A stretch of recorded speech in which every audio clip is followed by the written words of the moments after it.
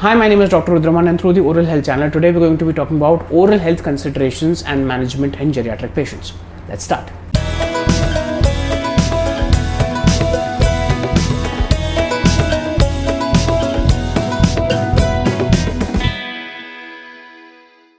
So today's episode is actually a very interesting episode, and I have directed this episode for my geriatric population, that is the senior citizen population, because we now know, because of the advent of healthcare and the improvement in healthcare facilities, the life expectancy has increased to quite a bit, and now we are dealing with a new burden of oral diseases that is related to the geriatric population.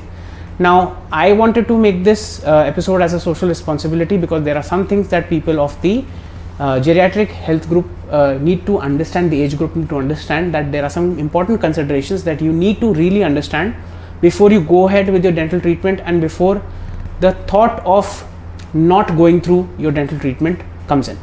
So what I'm trying to say is that there are a lot of changes that happen because of aging, because there are metabolic changes, there are nutritional changes, there are lifestyle changes, also there are mental changes, physiological changes and physical changes that you need to be wary about, and if at all you want to have a longer, better oral health quality rated of life, it's better that you should watch this episode till the end.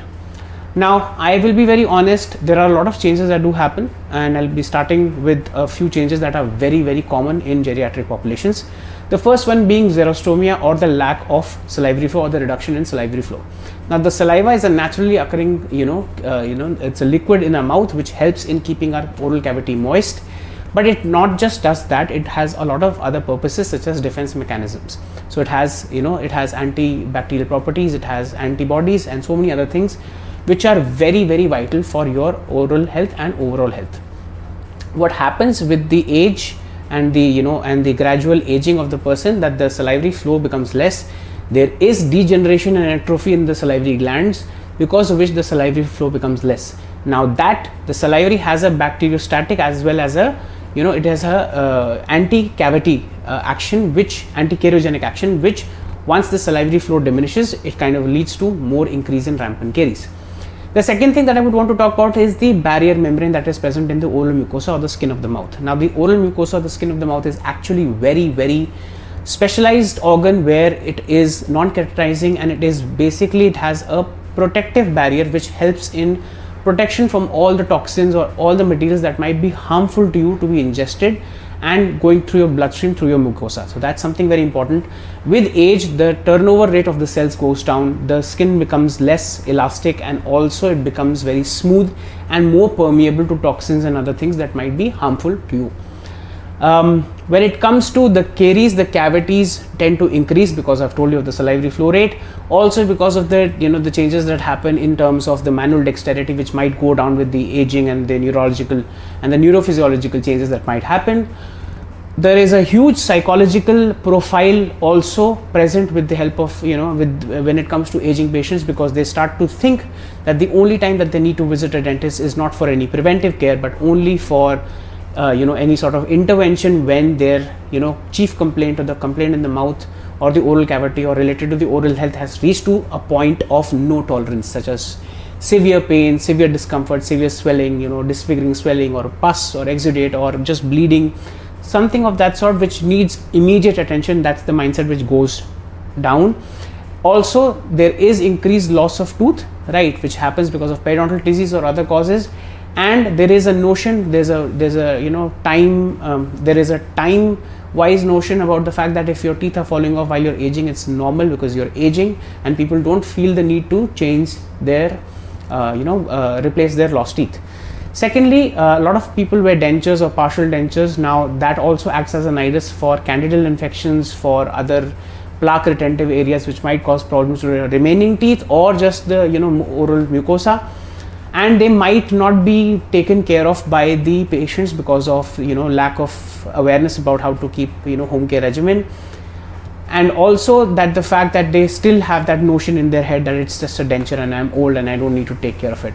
The most important thing that is, I feel, in terms of the oral health considerations, is the fact that people tend to lose their manual dexterity. They tend to become more forgetful about how to take care of their teeth, and on top of that mainly the immune system slowly starting to break down, the body starting to break down and all those things, which ultimately leads to a nutritional deficit. The calorie deficit goes down, the basal metabolic rate goes down, because of which you don't have that kind of a turnover to help your cells have the healing capacity in the mouth.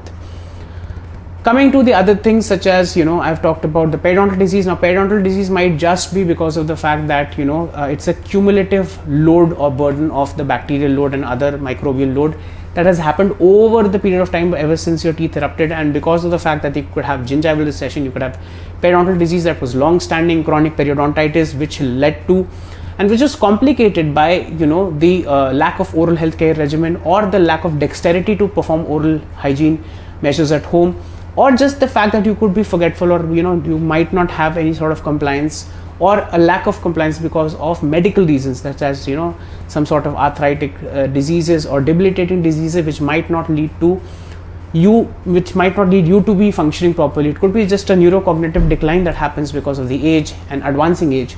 So these are the things that really actually encompass. So what can be done about it? It's very simple. First of all, you need to have a good caregiver if you're very frail, who can take care of that. We can treat them, we can teach them, and on top of that, the best thing is the awareness around the preventive healthcare around geriatric patients needs to be increased. The awareness around denture cleansing, the awareness around getting implant related prosthesis, if the medical side allows, is absolutely much better than removable dentures or complete dentures, because of the fact that they would have more proprioception, you'll have better biting force, because of which you will be able to digest the food better, and also which makes me to come to the point that because of the fact that you're not able to chew your food because of loss of teeth, you end up just taking fermented or refined carbohydrates, which increase the glycemic load, and on top of that you will not be able to have that fermentation and digestion of the food.